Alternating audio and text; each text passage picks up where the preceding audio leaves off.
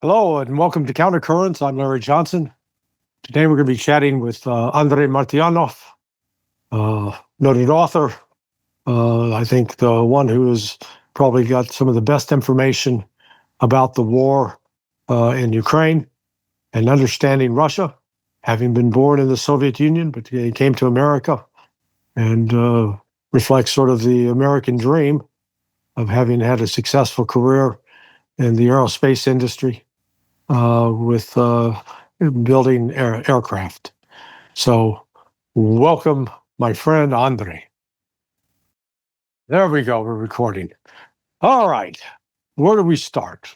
There's been a noticeable uptick in the ops tempo. So what are we witnessing? Physical annihilation, as it was before. It's just that, Russian economy absolutely kicked into the highest gear. Now Kremlin, collective Putin, let's put it this way, collective Putin, they know there's no deal to be had with Trump. They knew it all along. It's just that they wanted to give him a chance. It completely fell through. And Russia was ready to, so we understand what is going on. And we'll just increase the tempo. And it is all about pretty much repeating same old time after time after time. People do not understand that since December 2021, nothing has changed, really. Another matter that when Lavrov comes out a few days ago, and he suddenly says that, we have to eradicate to address root causes, which is, of course, expansion of NATO and, trying to get Ukraine into NATO. And that means when he comes out and repeats very eloquently, as Lavrov does, right, the same thing with the stressing of the same points, which of course, recognizing the realities on the ground, which is critical. And then, of course, Moscow itself stated clearly about yesterday that we not planning any meeting with Ukraine until what was agreed upon in the latest meeting is met, which probably it will not be met. So, it's just, as you correctly stated, it's the increase in the operational tempo. And, that's gets us into the position of we know about the whole left bank of Dnieper. So we know it's coming. And after that, who knows? It's going to be some kind of corral, I believe. Russians do not need really Kiev, anything like this. But we've discussed it many times before. So it's all about now annihilating the regime itself. And judging by the fireworks happening with Kiev every day, yesterday it was for 10 hours. And now when you look at the numbers, Russia produces about 600 geraniums a day. It's a day. Yeah.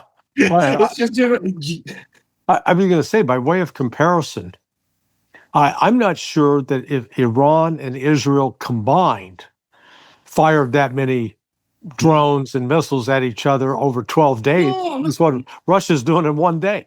Many people do not understand the scale. And again, we're talking about just geraniums, geraniums. Yeah. There are all kinds of other things like banderols, which are flying now regularly. And then you have obviously traditional 3M14 calibers, Kinzhals flying. And everybody now can see it. Kiev is burning, not in terms of the civilian areas. Russians do not attack civilian infrastructure. Right. But, as even people were laughing about these recruiting centers, TCK, as they call it, that Ukrainians begin to give them coordinates. Just hit that thing. Because obviously they are hiding on the ground, in all kinds of civilian buildings. And now they provide their basically targeting for that. So there is certainly some degree of the goodwill now for those people who do not want to go and, die, which is guaranteed. If they are recruited is not the word, they're kidnapped from the street. So there you go. And then we have this situation with this kernel of the SBU being annihilated. And again, hey, nobody knows, what, who did it or why did it, So, plausible deniability, he had some issues with whatever the business, which they all do, dirty business on the side. So somebody just, killed him. So it takes two to tango, really. And so if the guys wanted to do that, they will get it now in full, so to speak, package. Well, the other sort of data point I find fascinating is with this heavy volume of drone missile attacks, you're not seeing them pulling civilians out of the rubble. And then it goes to your point that the precision that Russia is using to prevent and limit civilian casualties. However, when they do hit a facility that have personnel in it who are military or intelligence, again, they never put the cameras there to show that either. No. Absolutely. Yeah. The whole thing, they've been feeding this BS to Washington, D.C. and to European capitals. It was extremely highly edited. Some in U.S. Congress, for example, all those treasonous, scumbags who, just operate in favor of anybody but the United States and American people, they were fed this thing. Maybe some of them know what is going on, but reality is Ukraine is pulverized, and even Orban comes out and he says, there's no state. Slovak prime minister, he comes out and says, Ukraine doesn't exist as a state anymore, which is true. It's the not nation even, it's political structure, which is purely supported and financed by the combined West. And without it, it just, even they say themselves, I believe it was Yermak or whoever, it doesn't matter, it's a bunch of criminals from the Kiev regime, they admitted, if this all stops, we're good, we will be done in less than 2 weeks. Yeah. Everybody knows that, but it's coming anyway. So, but Russians are not in rush. They do not want these new territories taken by force. They want to see how they will ripe politically, and economically, and they will begin to disintegrate on their own. And Russia wants Europe to pay for the restoration. Russians are not going to pay for the restoration of what is not going to be officially, administratively in Russia. Right. So, let them do it. Let the Polands and United Kingdoms and Germanys of the world come in and pay for the restoration of whatever the infrastructure. But the point is, we are witnessing, honestly, much softer in the sense that it's already a criminal regime. Morgenthau plan.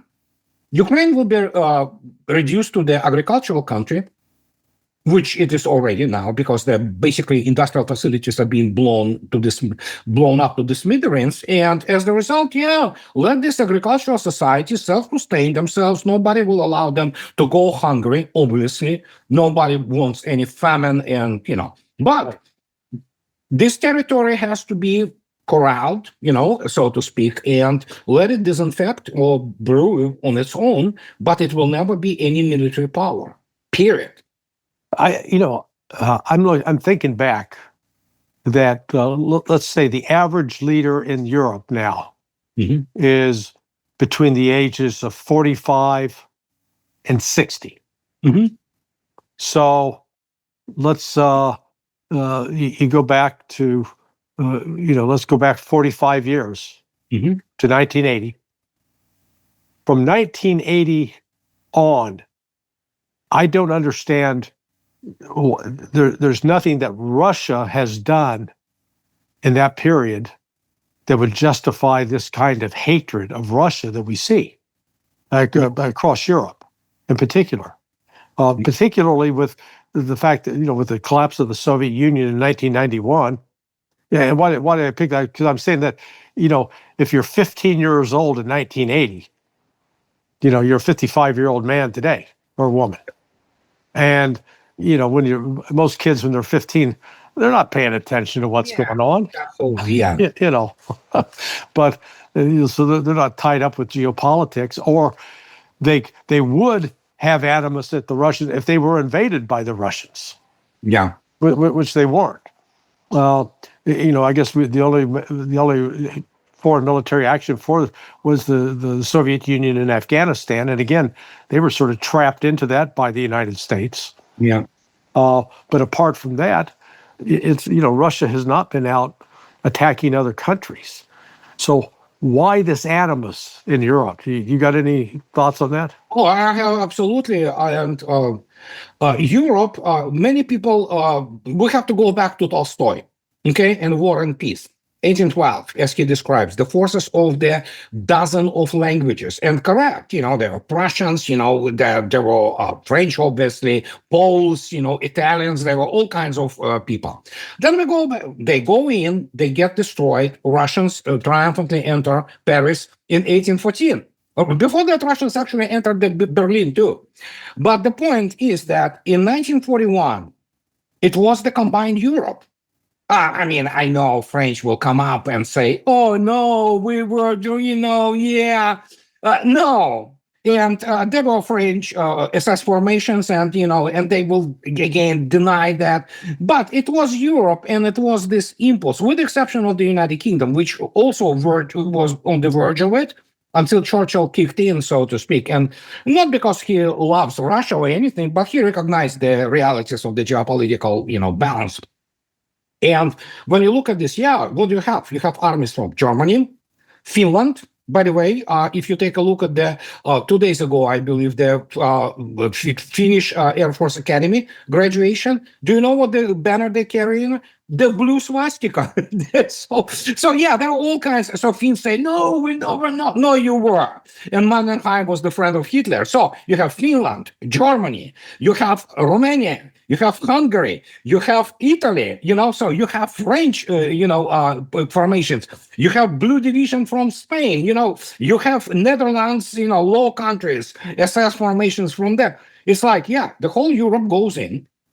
They want Russian resources. They look at Russians, which they still do today, as the subhumans. And guess what? They get utterly destroyed with the Russians triumphantly, raising the red banner over Berlin. And as a result, this is trauma. This is horrendous historical trauma. And very few people can literally recover. And guess what? Scratch any German politician. Annalena Baerbock, Merz, von der Leyen, anybody. Guess what? It's the SS or the Wehrmacht people. This hatred is perpetuated there. It was always there. It was always from the Adolphus de Custine, writing about that scratch Russian and you'll get the Tatar, those Asiatic subhumans. It's still there. And this is the other thing.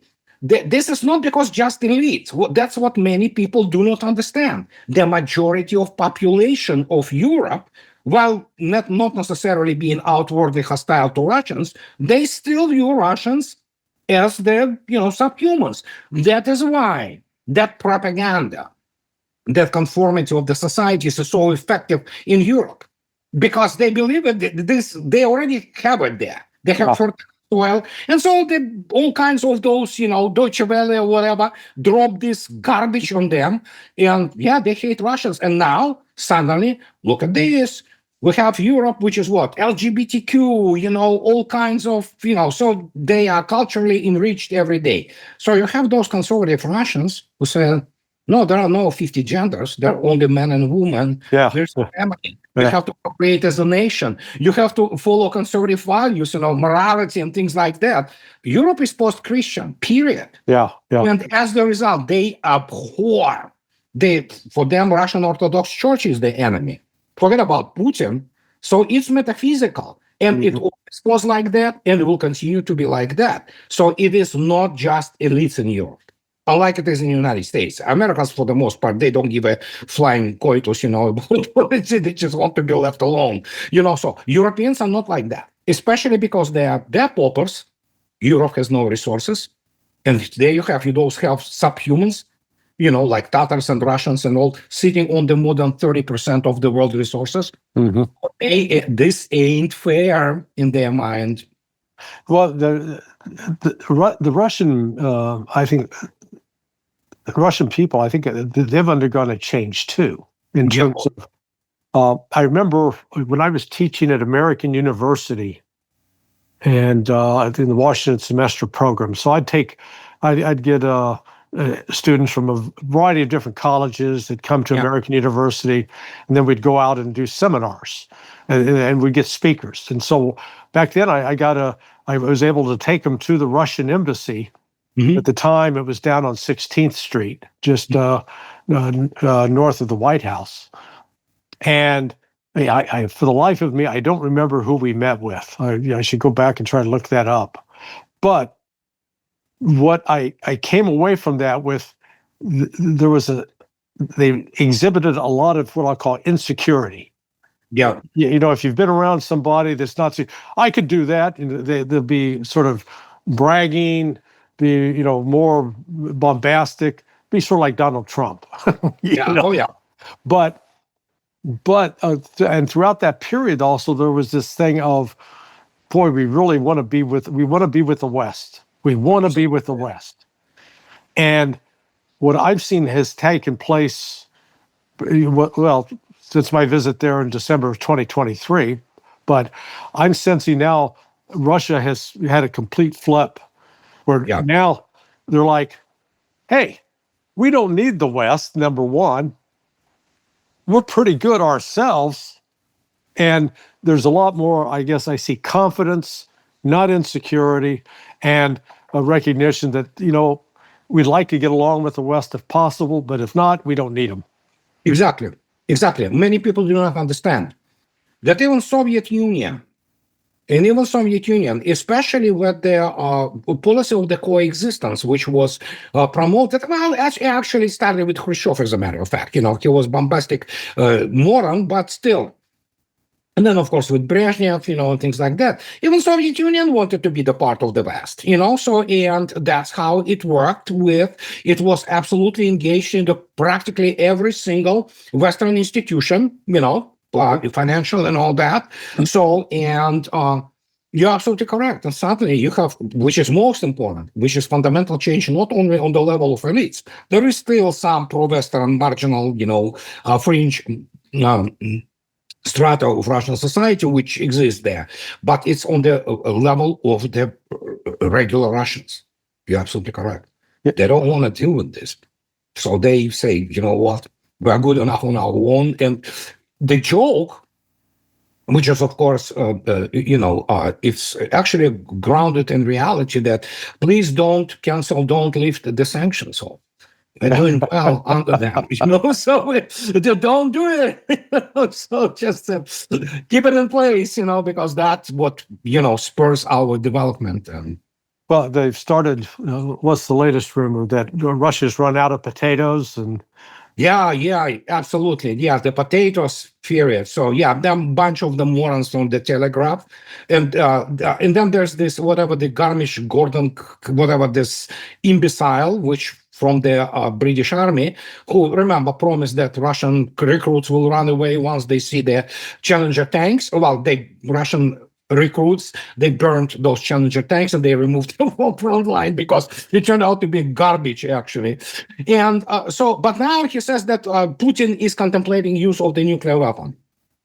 So yeah, this story never ends, and that's the whole thing, And now you have suddenly this bunch of losers from BBC who wrote the letter on a few days ago to their powers that be in BBC, which is British BS Corporation.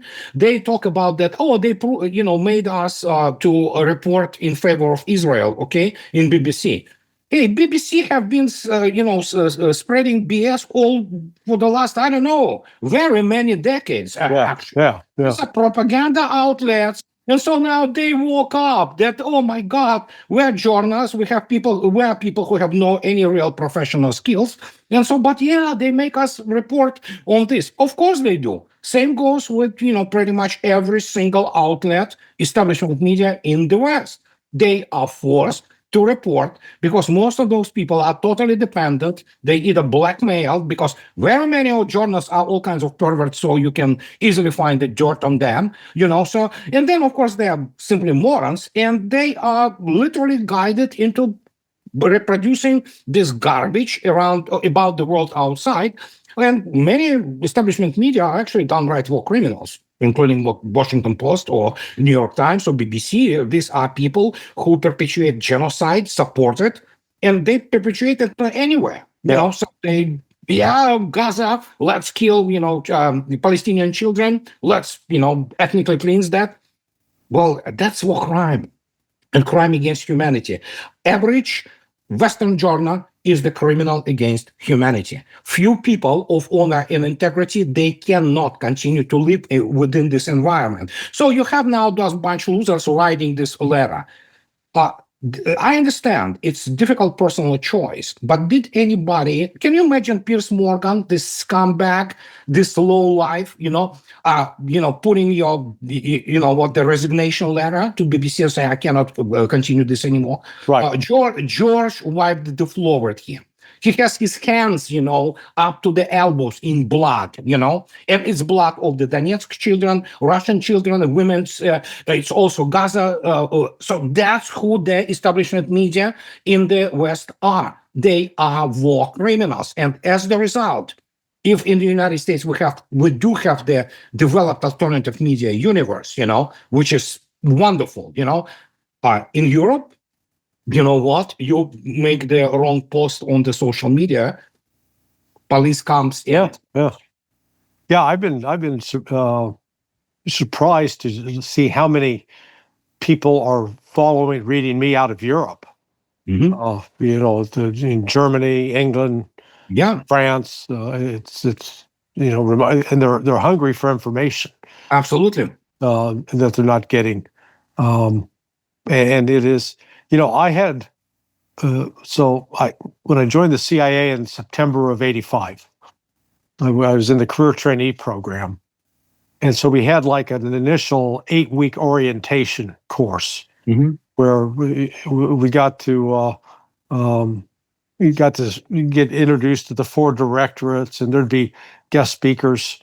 The guy, I forget what his name, same last name as me, Johnson, who was head of the Skunk Works at Lockheed Martin, who developed the U-2. He came and talked to us. He was a old guy back then, but so after that 8-week period, we then could choose to do an internship. So I chose. I was sent to the Afghan task force on the Directorate of Operations side. Well, they're running the whole war in Afghanistan. And I worked in the covert action section on feeding stories into the media. I put that, I've had experience on how the intelligence community works and plants stories in the media. Yeah. I've never seen it like what it is today. I mean, what we have today is just, it is the level of lies and misrepresentation is so vast. Yeah. So incredible that it's just tough to wrap your mind around it. And you're constantly in a battle pushing back. Yeah, absolutely. Remarkably, which is, by the way, very surprising, my books are published in Germany, in Poland, now, so it's just like, okay, at least somebody is trying. Yeah. The point is that, as I wrote yesterday, the level of what we observe today is stupefying, the scale of all that. And this is not just the uniparty, in terms of the United States. And again, Europe is, Putin was correct. They're chihuahuas. They will run to their masters of feet, and just will lick the boot. This is exactly what is happening. But the point is that with all this, what is unfolding, especially with the special military operation, Iran, Israel, and then Epstein files, and AIPAC, and essentially all those Christian Zionists, they're not Christians, they're Zionists, Old Testament, Hebrew Bible. They're essentially, for all intents and purposes, they are converted to Judaism, sort of Judaism, a version of Judaism, let's put it this way. Judaism itself is as somebody correctly stated, how Zionists captured to hostage the Judaism, which is pretty much correct. And so you look at this and you have to scratch your head. It's not even Russia's 90s. It's much worse. And we are getting there. And many people do not many people do in the United States, because they have the obviously MAGA crowd. I'm pretty sure is having now their, second thoughts about all that. But the point is, Trump is not even Yeltsin. For all intents and purposes, Putin, they say, Yeltsin, appointed Putin. Yeah, sure. It's simply somebody in the end from the Siloviki departments, which are, of course, Defense Ministry and Intel community just came and said after Yugoslavia, so, jerk, you see what you've done to Russia and we couldn't stop, so get the hell out. And so Mr. Putin comes in and he had support, obviously. It's not like he is definitely a genius guy. I mean, no doubt about it. But he had the infrastructure, which former KGB, FSB primarily, especially counterintelligence. He had even foreign intelligence service now. You had the Ministry of Defense, those people who knew the situation firsthand. And this is what started to happen after that. They were looking also for all kinds of ways to accommodate everybody. But after Georgia in 2008, they understood what is happening. Trump, first, he's not Putin. He's narcissistic, moron, let's put it this way. Yeah, I thought when you posted that 3-paragraph summary of narcissism, that nailed it. It's nailed, yeah. Candace DeLong,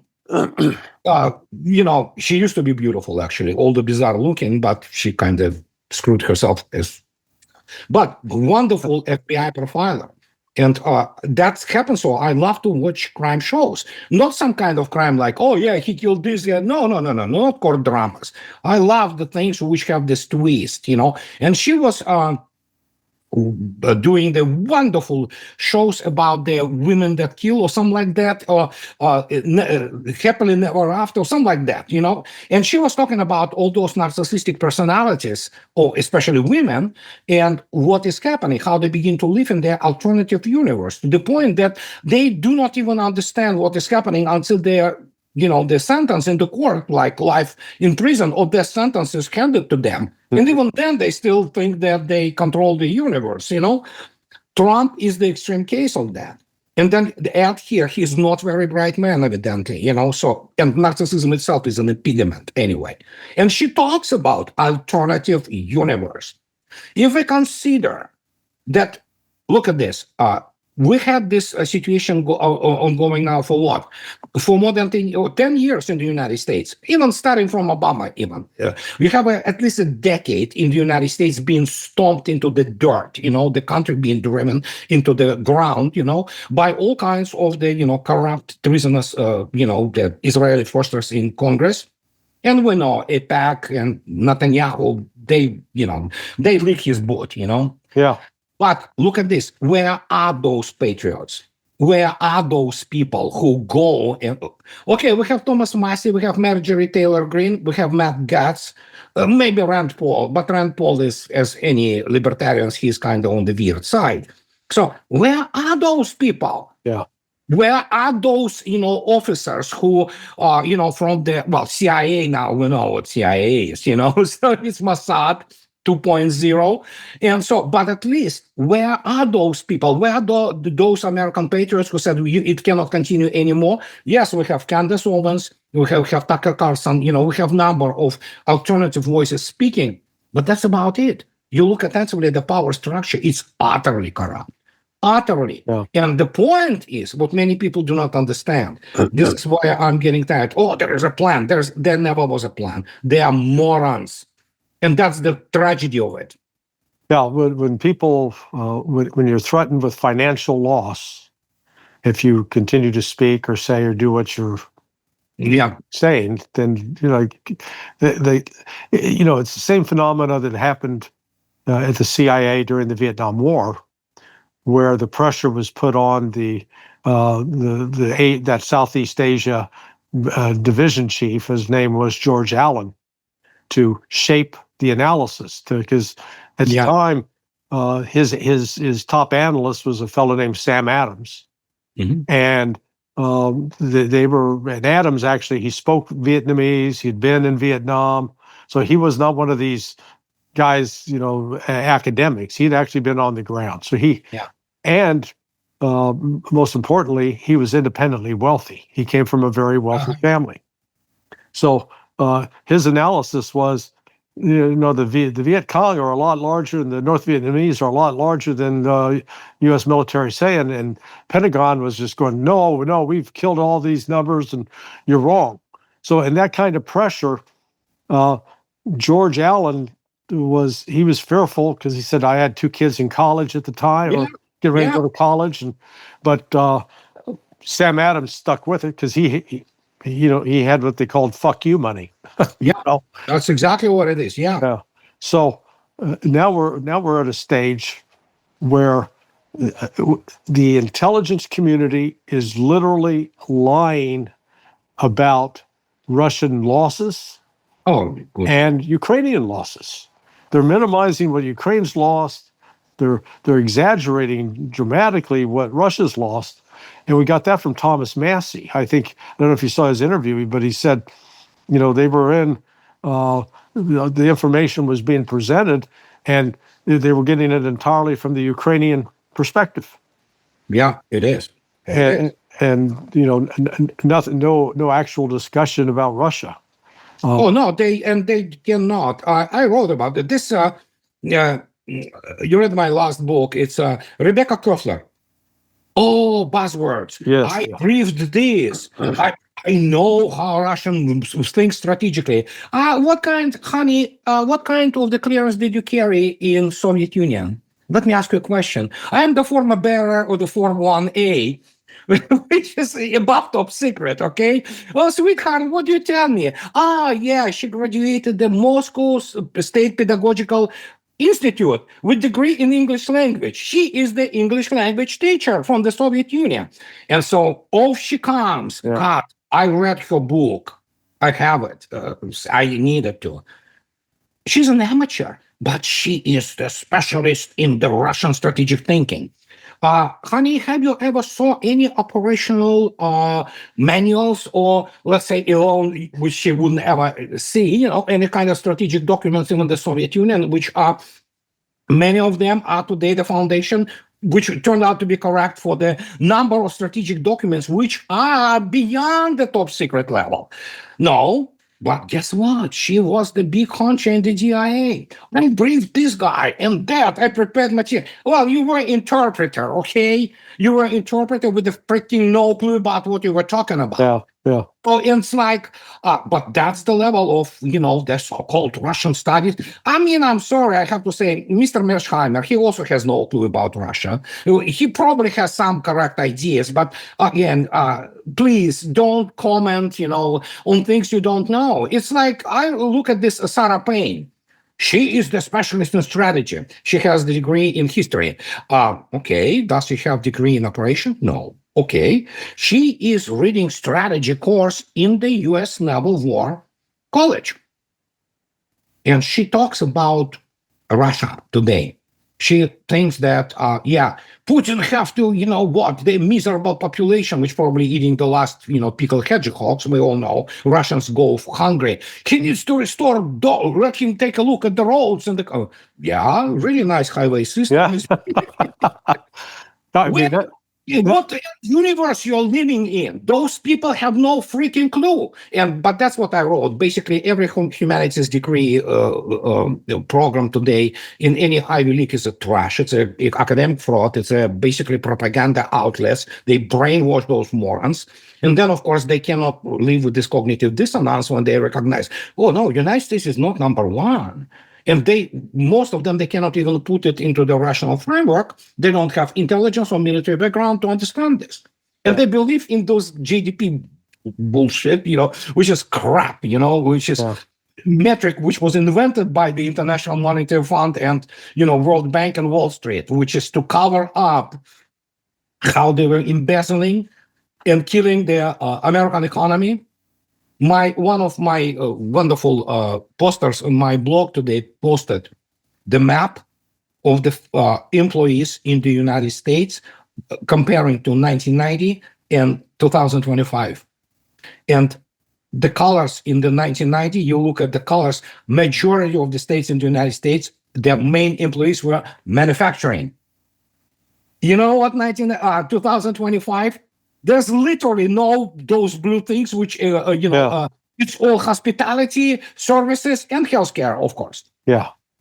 It's like, okay, sure, yeah. And then you begin to look at this, how this all projects itself across the board.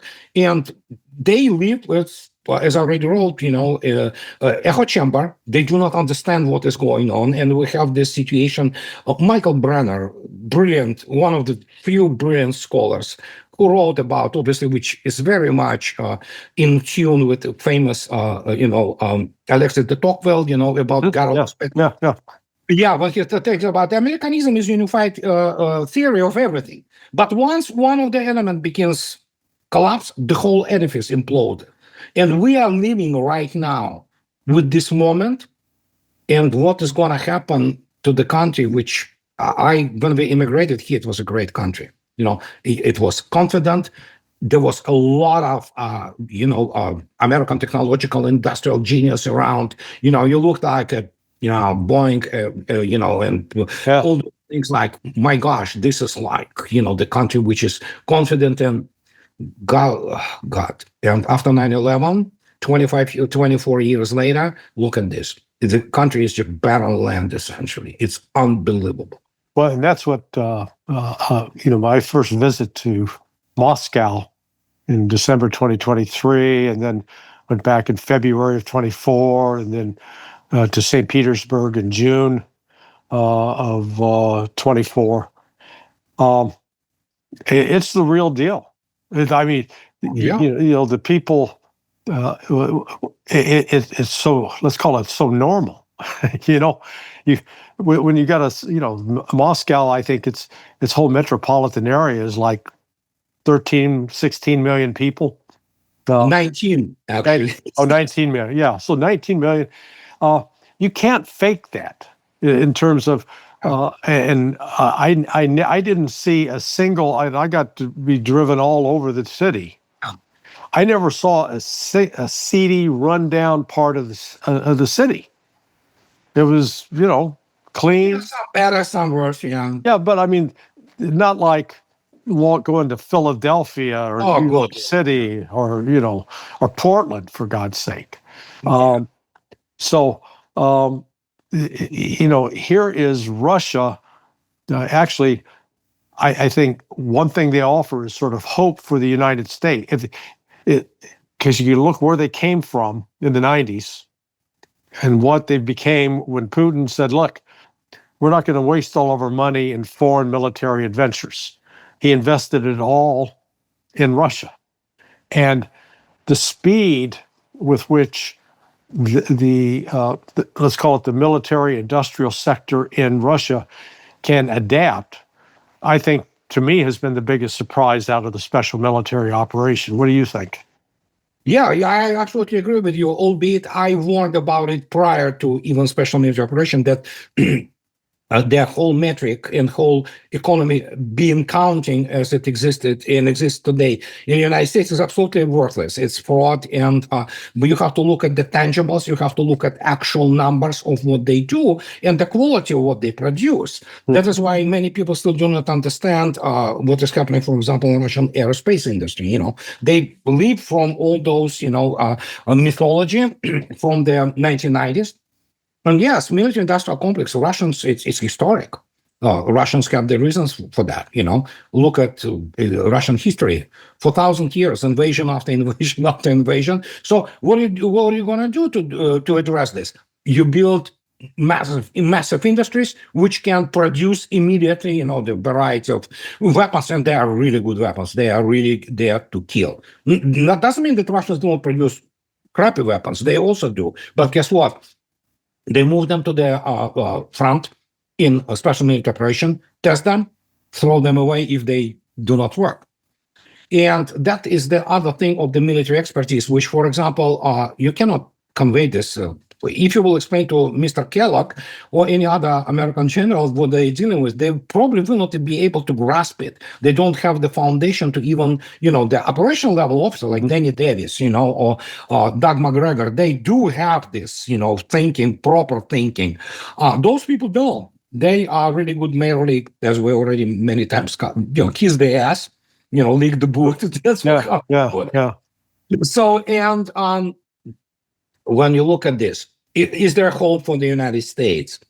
As I already stated, I don't see, at least now, already in 1990s, Russians knew the Siloviki, the military intelligence complex, so to speak, was already in play.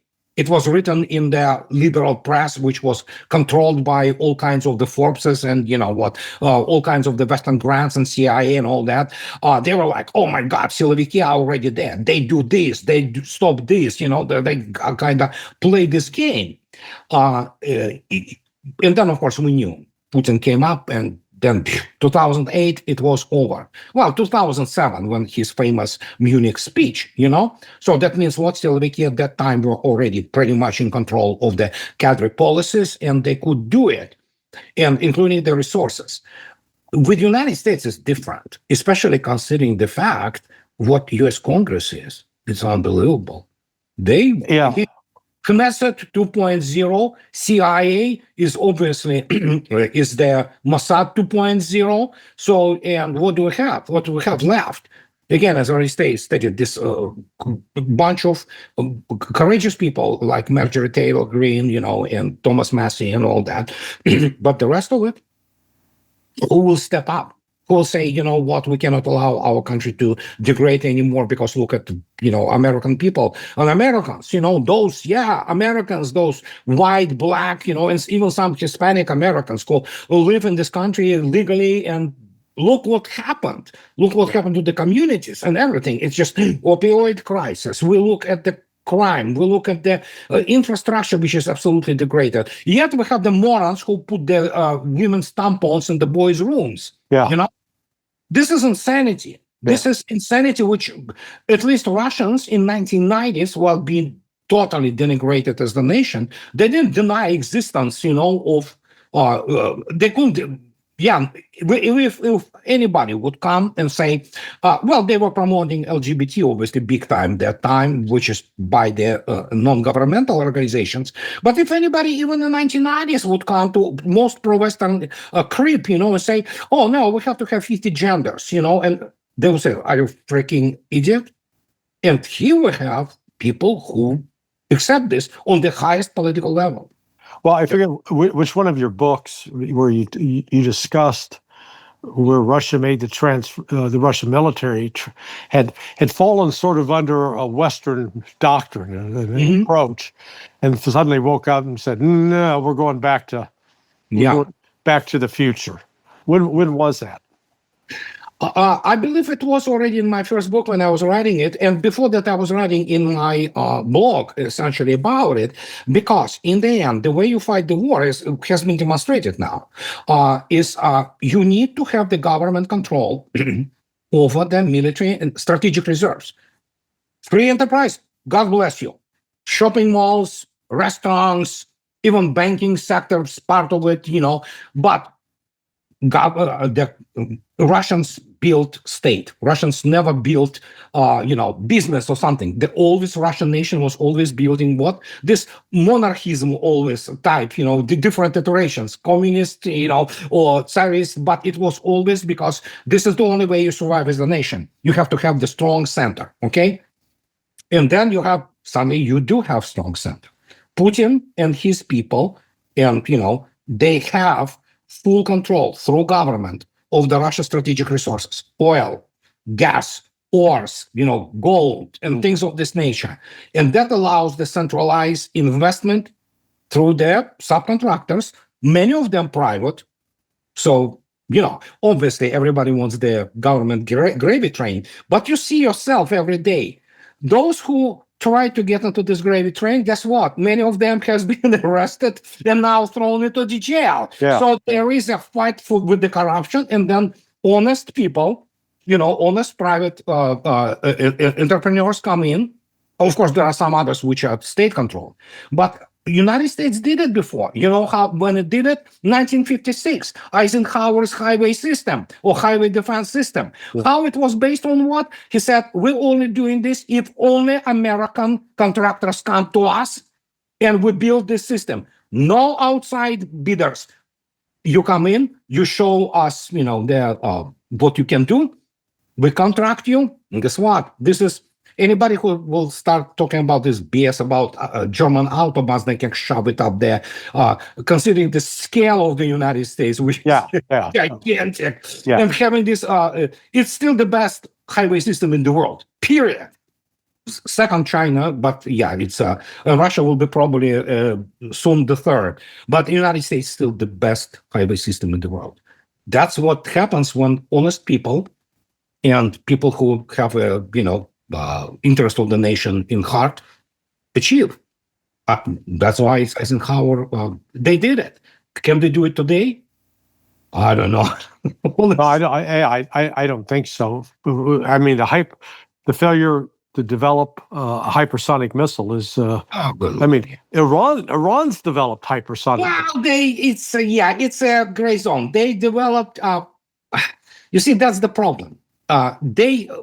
Iran actually, the most dangerous thing for Iran is not the hypersonic. Obviously, most of the long-range ballistic missiles, they do approach target with hypersonic speed, even despite the fact they decelerate. And yes, technically they are hypersonic.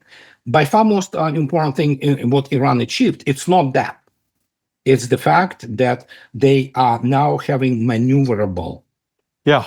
That is the now they begin to approach a level. They're still way behind United States and Russia in terms of ballistics, but they begin to approach the level of what used to be Pershing and Soviet systems, which they did have maneuverable, but they were actually spiraling. So it's still predictable, but at least they maneuver, when they go in.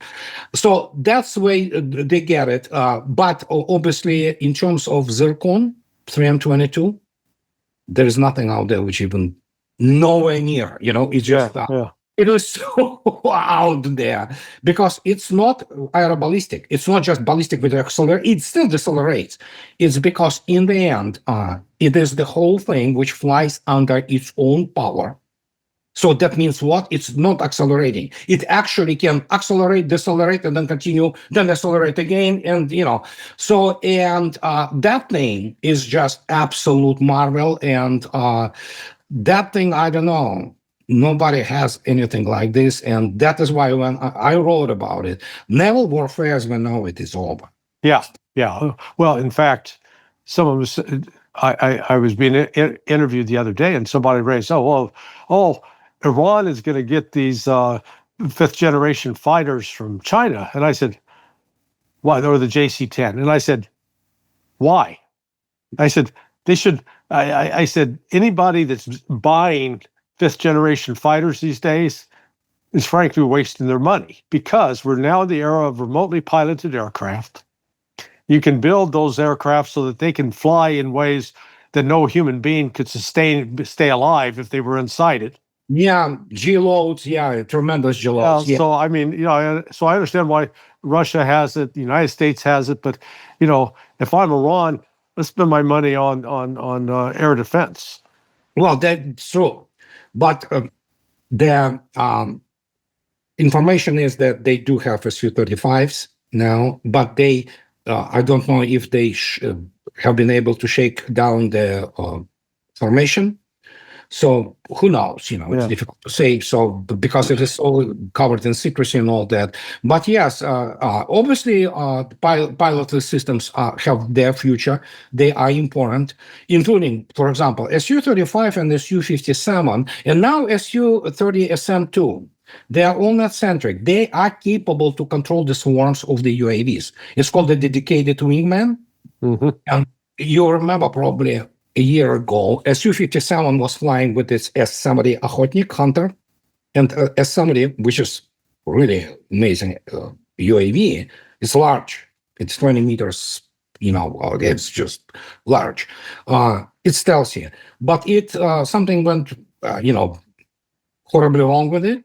And so Su-57 pilot had to shoot down this as its own S-70, so, and for it not to be, captured or anything. So he shot down S-70. Russian press said it, yeah, we had a mishap with S-70. So it was shot down, and they showed actually the debris from it, So, yeah, but yes, swarms are the obviously part of the new, generation of the warfare, and all kinds of other very funny things. It's like, what? Look at the tanks. Oh yeah, tanks are done. No, they're not. Just recently, just a few days ago, I can send you a video.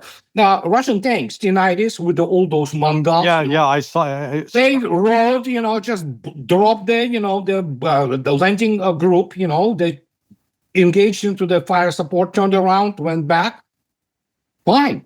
And that continues everywhere. It's just that the obviously Western military analysts, they love to, drink this Kool-Aid from the Ukrainian propaganda. But reality is everything isn't there. Everything works. Yeah, and they say, oh, there's T-14 Armata. Well, it's on the lines. Yeah. There is it's there. And so, and you look at this, it's just unbelievable. It is, yeah. So we're living in the circus, honestly. When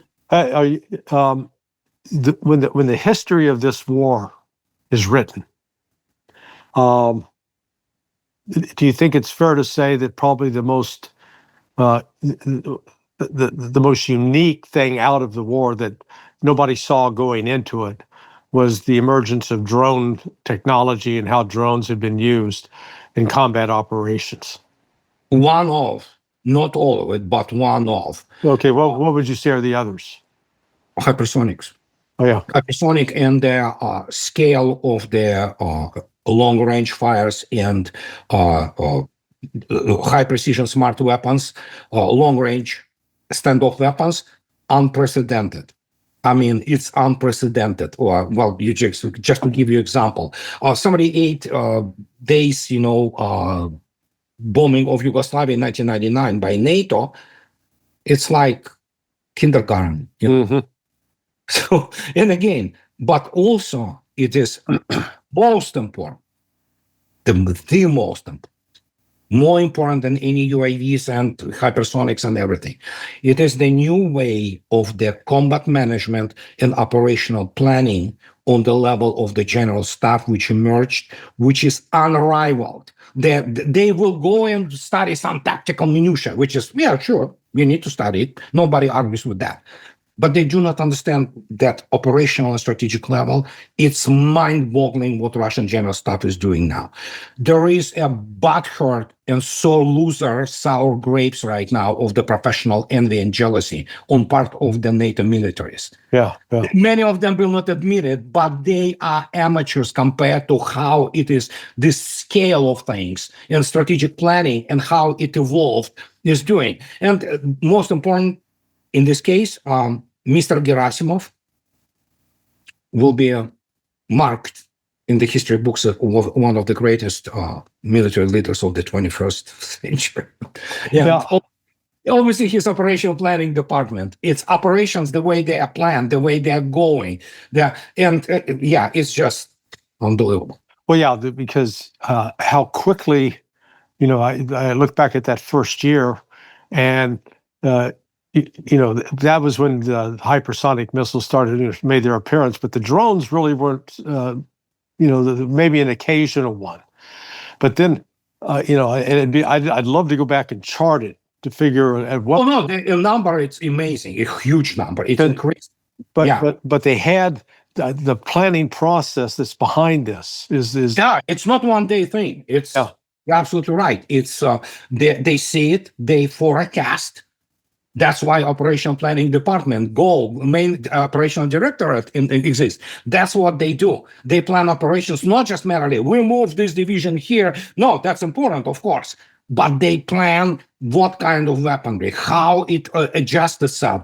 They sit there, they literally have those models, which have been created over the years, many decades. They have these computers, the software and everything, and they look at their models, and then suddenly those models, can you imagine, they have this structure, and then suddenly it begins to change like this, and this is what they do. They adjust it, because obviously no military fights without understanding the modeling, the nature of war, and how they do it.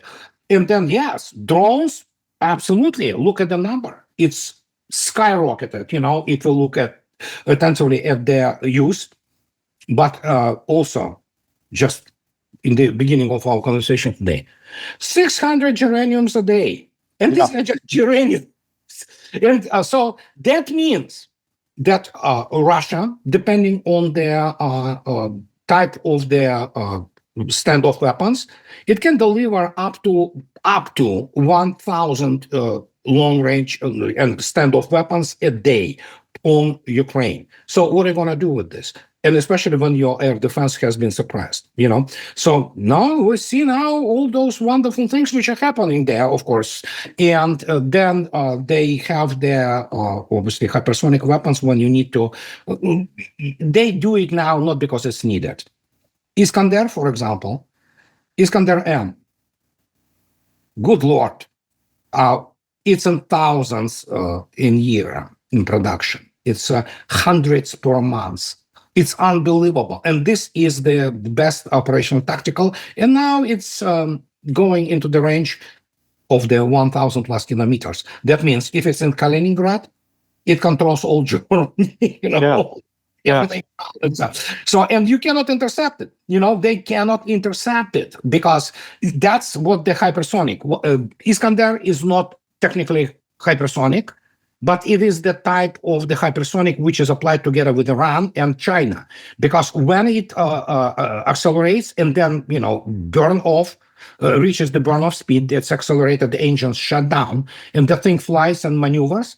By the time it approaches its target, it obviously decelerates, but it still approaches it within the atmosphere with the speed of Mach 6 at least, which is hypersonic by definition, So, and this is what we're talking about. But yeah, if you look attentively, essentially at Kinzhal, Kinzhal has much higher approach speed after burnout.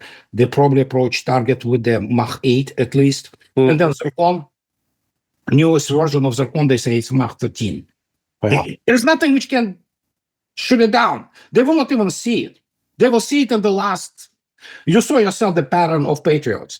They see something, they launch everything they have somehow, including the place, and then the thing flies in, bang, you're done. It's over. And it's done together. It's the same for Iskander or Zircon or Kinzhal. It's just pretty much standard. You can see the pattern, because when they begin to see it, it's too late anyway. So they don't have firing solution. They don't have anything. They don't have real track. They just see something. Computers do not calculate. They cannot compute that. And so they just launch something towards it, and you saw yourself one after another, because this is the only thing they can do, and they have to run after that. Yeah. They have 20 seconds, which probably not enough anyway. So, and this is how they all died. And then Trump speaking a few days back, like, yeah, it's a rare complex. But we know it's 100% effective. He also said that. Yeah. I mean, well, let me we'll close out with getting your views on the comparison of China's air defense systems to the Russian air defense systems. The combination of the Pantsir S-3, S-400, S-500. Does China have anything comparable to that? Well, I understand there will be many Chinese fanboys which will say, well, what the hell are you talking about? Well, as the latest conflict between Pakistan and India has presented itself, there was and it's Pakistani side, which is, of course, very closely allied in terms of its deliveries of the systems. They have been delivered this HQ-9, the latest, which is essentially the knock of S-300s. HQ-9 air defense system by China. Well, it could intercept some sonic missiles by Indian Air Force. Once Indian Air Force went for BrahMos, which is supersonic, it failed. They blew up all those, not all, but number of those HQ-9s, Chinese HQ-9s, because they simply cannot intercept supersonic missile. This is why I repeat all the time. That's all. So no, it's not that good. Yeah. So Well, Indians and Modi himself, we need more S-400 because S-400 performed just brilliantly. And well, we know it. But the point is that is why, God forbid, we go there. If there, yes, United States doesn't have even supersonic anti-shipping missiles, but if we derive, so to speak, and we have the right to essentially, extrapolate somewhat from the combat performance, which was very dissatisfactory of the Chinese air defense complexes, including their naval complexes, which are derivative of this HQ-9 and United States Navy and the submarine force. God forbid we go there, but I think so. Chinese Navy will have its nose bloodied badly because even with the subsonic, harpoons, and even with subsonic JASSMs, when you have the volume of the salvo, which United States may have, Chinese Navy will have, oh my God, it will be blooded badly, So, and that is why they know a little bit about this so China's achievements are magnificent. Its the largest economy by far in the world. What they achieved socially is incredible. We just only applaud that. There's magnificent development, across many things. But in terms of military, there are questions, and I know not only my personal analysis, I know my friends, and some of those friends who are they know Chinese very well from the inside and say, it's not what it looks like. Some of it is decent. The rest of it is just. Well, they have no history of warfare. Except for 1950, Yeah, whereas Russia, it's been in a battle or two over the years. Yeah.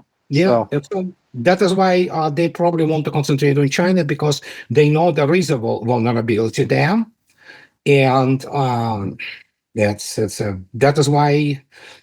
Chinese really need Russian Pacific Fleet somehow being, part of it. And of course, they need, obviously, Northern Fleet, because they obviously saves them the pain of the control of the Arctic route, because obviously it's the zone of responsibility of the Russian Northern Fleet. And this is one of the critical arteries, together with the landlines, for their energy, and it's energy. Yeah, they depend on Russia quite significantly. Yeah. Well, listen, I encourage everybody that has watched this, they can go to Andrei's channel, Smoothie 12X, is it? X12. Smoothie X12 at blogspot.com.